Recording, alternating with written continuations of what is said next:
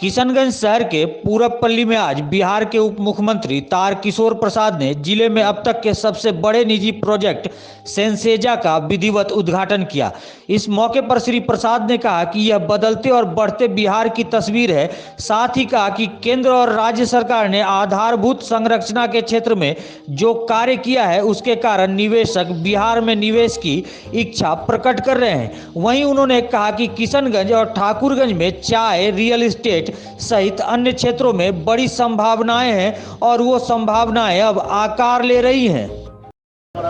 देखिए, वास्तव में ये बदलते और बढ़ते बिहार की तस्वीर है। बिहार ने जिस प्रकार से आधारभूत संरचना के क्षेत्र में लगातार हम माननीय मुख्यमंत्री जी और भारत के यशस्वी प्रधानमंत्री जी के मार्गदर्शन में काम किया है, उसके कारण जो हमारे निवेशक हैं, जो रियल एस्टेट या प्रगति के जो और विभिन्न क्षेत्र हैं जहां उद्योगपति हैं भारत के, उन्होंने बिहार में निवेश की अपनी इच्छा प्रकट की है। और किशनगंज, ठाकुरगंज एक बड़ी संभावनाएं हैं यहाँ पर टी के क्षेत्र में, रियल एस्टेट के क्षेत्र में, और वो सारी संभावनाएं अब एक आकार ले रही है।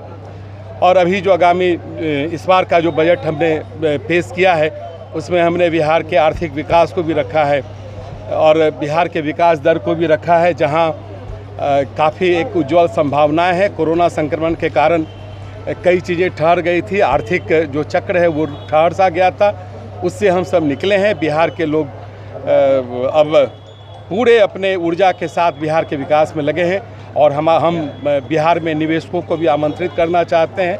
बिहार में आधारभूत संरचनाएँ हैं, बिहार में पानी है, बिहार में कृषि उत्पाद है, जिसके आधार पर आप बिहार में एक बेहतर उद्योग खड़ा कर सकते हैं।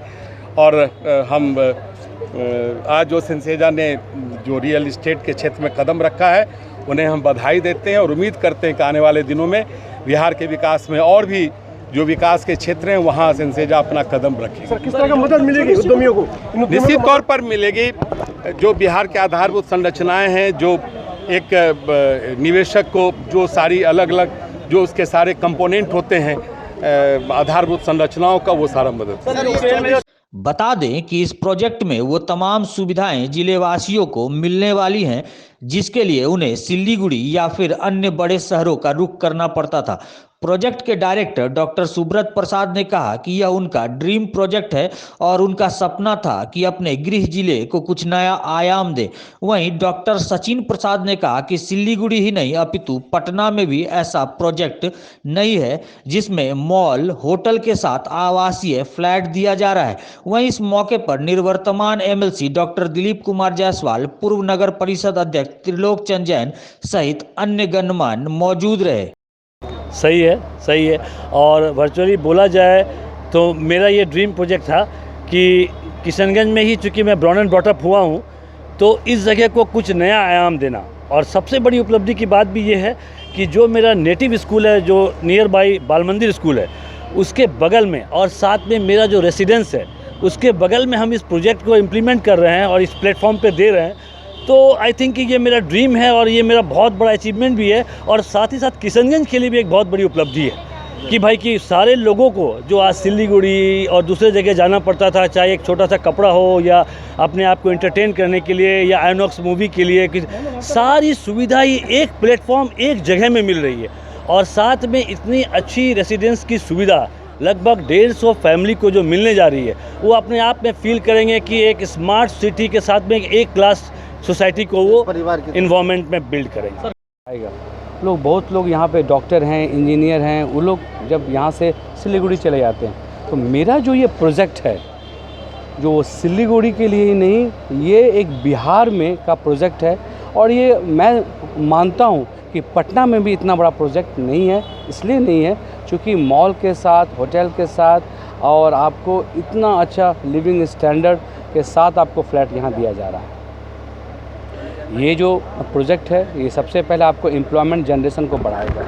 दूसरा बात, जो लोग सिल्लीगुड़ी चले जाते हैं, बिहार का पैसा बंगाल चला जाता है, ये एकदम आपको बिहार का डेवलपमेंट के लिए और ये सीमांचल के लिए मैं बोलना चाहता हूँ, ये एक बेंचमार्क होगा। अब कहीं भी चीज़ बनेगी तो लोग बोलेंगे जाओ पहले किशनगंज को देख के आओ, वहाँ के देख के आओ, उसके बाद इसको आप तैयार करो। और यहाँ के जो अब सेकंड लेवल ऑफ जो पीपल है, जिसके बाल बच्चे अब पढ़ लिख गए हैं, कोई MBA हो गए हैं, कोई डॉक्टर हो गए हैं, तो इस किशनगंज से पलायन हो जा रहा है। वो लोग यहाँ बसना नहीं चाह रहे हैं। तो ये जो किशनगंज है, इसका डेवलपमेंट कैसे होगा? जब पढ़ लिख के बच्चे यहाँ काम नहीं करेंगे, वो पटना चल जाएंगे, सिलीगुड़ी चले जाएंगे, कलकत्ता चले जाएंगे, तो कैसे होगा? तो हमने ऐसा स्टैंडर्ड दिया है ताकि आप यहाँ पे आए, बसे और इस सीमांचल का विकास कर सकें। जब इसके बारे में सोचे थे तो हम भी काफ़ी नर्वस थे, लेकिन जब हम आके यहाँ पर पूरा फीडबैक लिए तो हमको लगा कि यहाँ के लोगों को एक अच्छी लाइफ लेने का इच्छा है। तब हमने हिम्मत की और हमें बाद में मार्केटिंग करने से बहुत अच्छा रिस्पांस मिला, तब हम आगे बढ़े। तो क्या क्या होगा यहाँ पे? इसमें एक तो मल्टीप्लेक्स मॉल आ रहा है, जिसके अंदर में सब ब्रांडेड कंपनियाँ होगी। ऊपर आपको मल्टीप्लेक्स स्क्रीन 3 स्क्रीन का वो आ रहा है। उसके बाद फूड कोर्ट है नीचे, और बगल में एक कॉमर्शियल बिल्डिंग है जिसके अंदर में 2nd फ्लोर तक शॉप्स है।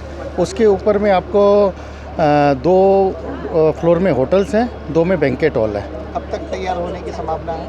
उम्मीद करते हैं पूरा प्रोजेक्ट तो 4 साल लगेगा, लेकिन रेसिडेंस हम 2-2.5 साल के अंदर में हैंडओवर कर देंगे। क्या शुभ नाम हुआ आपका? मेरा संजय कुमार लंबोरिया।